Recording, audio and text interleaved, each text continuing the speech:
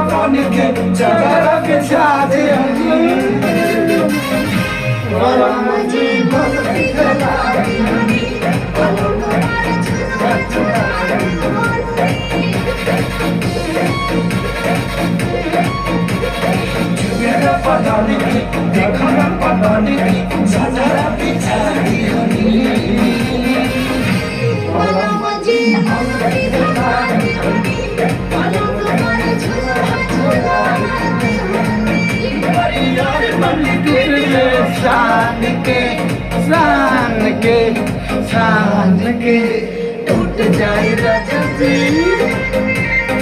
टूट जाए राजा जी पलंग सगन के।